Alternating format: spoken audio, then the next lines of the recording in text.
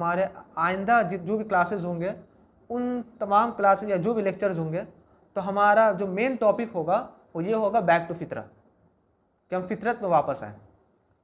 जो भी बर्बादियाँ हुई हम फितरत से भटक चुके हैं।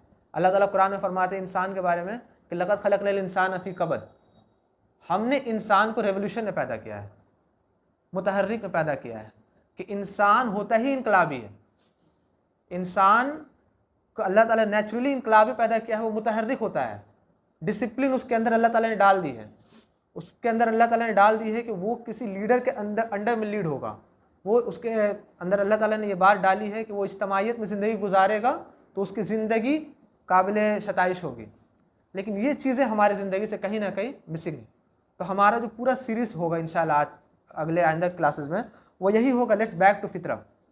आप देखें कि सोशल मीडिया और ये सारी चीज़ें जो भी मैंने आपको बताई, कैपिटलिज्म या कंज्यूमरिज्म, इसका सबसे बड़ा लॉस हमारे अंदर ये हुआ है कि हमें का हर एक शख्स के जहन का, हमें हर एक शख्स का फोकस कम हुआ है।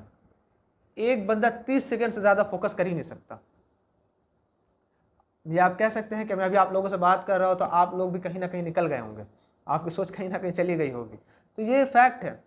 जो लोग टीचिंग मैं भी पढ़ाता हूँ बच्चों को, ख़ास करके 5 और 6 क्लास के बच्चों को, आप कह दें कि वो 30 सेकंड खामोश होकर बैठ जाए, नहीं होगा उनसे। क्यों नहीं होगा? फोकस, उनका फोकस ख़राब हुआ है। फोकस मैनेजमेंट जो होनी चाहिए थी एक बच्चों में या हमारे अंदर, वो हमारे अंदर भी नहीं है। ये जुम्मा के खुतबे होते हैं, दुरूस होते हैं, नसीहतें हमारे बुजुर्ग करते हैं, हम पे असर क्यों नहीं होता? हम 30 सेकंड किसी चीज़ पर फोकस रखते हैं, उसके बाद हम कहीं और निकल जाते हैं। क्यों निकल जाते हैं? क्योंकि हमारे जहन में सोचने के लिए बहुत कुछ है, हम लोग बहुत ज़्यादा सोचते हैं और बहुत कुछ सोच रहे होते हैं। ठीक है, तो ये चीज़ें हमें कहीं ना कहीं हमें फोकस से हमें भटका देती हैं। इन चीज़ों को डिस्कस करना ज़रूरी है। ठीक, और अगर इंसान के जहन में फोकस मैनेजमेंट नहीं है, टाइम मैनेजमेंट नहीं है, तो सबसे बड़ा वो जहर उसके इंसान की ज़िंदगी में जो आता है वो स्ट्रेस का आता है। इंसान स्ट्रेस का शिकार हो जाता है। आप देखें कि मैं कुछ पॉइंट्स आपको बताता हूँ, आप ध्यान दें कि आपकी ज़िंदगी में सारी चीज़ें हैं और ये सारी चीज़ें स्ट्रेस का सबब बनती है। वेस्टिंग ऑफ टाइम, टाइम का सही इस्तेमाल ना करना स्ट्रेस का सबब है। वरीज़, हम लोगों की ज़िंदगी में ऐसी वरीज़ हैं जो हमारी ज़िंदगी में होनी नहीं चाहिए। आप मिसाल लीजिए, जो कॉलेज के स्टूडेंट्स हैं और जो रिलेशनशिप में, हराम रिलेशनशिप में, तो ये एक ऐसी वरीज़ है जो उसके लिए है नहीं, उसको होनी नहीं चाहिए, लेकिन ज़बरदस्ती उसने उस वरीज़ को अपने ऊपर रख लिया है। ठीक, या जो लोग फ़ोटोशूट वगैरह कराने जाते हैं, तो देखिएगा जो फ़ोटोशूट कराने जाते हैं तो उसको हमेशा अलग अलग जगहों पर जाना, ड्रेस चेंज करना, अलग कपड़े हों तभी हम फ़ोटो में ज़्यादा अच्छे नज़र आएंगे, लोग सोचेंगे कि मैम हमारा लाइफ स्टैंडर्ड बहुत हाई है। तो ये ऐसी वरीज़ हैं जो होनी नहीं चाहिए थी। हमारी वरीज़ क्या होनी चाहिए थी? राइट वरीज़ क्या थी कि हम मेरा आज मेरे कल से कितना बेहतर है, ये वरीज़ होनी चाहिए थी। मेरी पर्सनैलिटी कितनी अच्छी हो रही है, ये वरीज़ होनी चाहिए थी। लोगों से हम कितना आउटस्पोकन होकर मिलते हैं, हमारा कॉन्फिडेंस लेवल कितना बड़ा हुआ है। एज ए मुस्लिम क्या हम उस रास्ते पर हैं जो रास्ता हमें मोमिन बनाता है? ये हमारी वरीज़ होनी चाहिए थी, ये हमारी राइट वरीज़ होनी चाहिए थी, जो हमारे अंदर नहीं है। हम रॉन्ग वरीज़ को केओस में ज़िंदगी गुजार रहे हैं। हमें का हर शख्स, ये सबके साथ ये मामला है, वो बोझ अपने कांधे पे लादा हुआ है जो उसको लादना उसके लिए ज़रूरी नहीं था। वजह क्या है? खैर आगे इस पे आते हैं। उसके अलावा रिस्क लेना, ठीक, रिस्क लिमिटेशंस का ना होना, प्रॉब्लम्स क्रिएट हो रहे हैं, एंजाइटी हो रही है हमारी ज़िंदगी में, तो ये सारी चीज़ें कहीं ना कहीं स्ट्रेस की वजह बन रही है। और जो मेन इंपॉर्टेंट मैं नुक्ता आपको बताया, राइट वरीज़ का ना होना। आपकी ज़िंदगी में राइट अगर वरीज़ हैं, आपको पता है कि मेरा एक पर्पज़ है, मुझे अल्लाह ताला ने बेकार पैदा नहीं किया, तो आप टाइम भी खुद खुद मैनेज करोगे। आप अपनी ज़िंदगी में रिस्क भी वैसे लोगे जो लेना ज़रूरी है। ठीक, आपकी ज़िंदगी में डिप्रेशंस कम हो जाएगा। अभी हम लोग डिप्रेशन पे इंशाल्लाह बात करेंगे, आपको पता चलेगा कि बंदा डिप्रेस होता क्यों है और डिप्रेशन की किस्में कितनी हैं। बहरहाल, तो यहाँ पर अभी आप लोगों के जहन में, या मैं उम्मीद करता हूँ जो भी लोग हमें सुनेंगे या जो भी यूथ है, खासकर यूथ या टीनेजर्स, उसके जहन में एक सवाल है। वो सवाल ये है कि how do I find peace in this chaotic world. इस अफरा तफरी की दुनिया में हमें अमन कहाँ मिलेगा?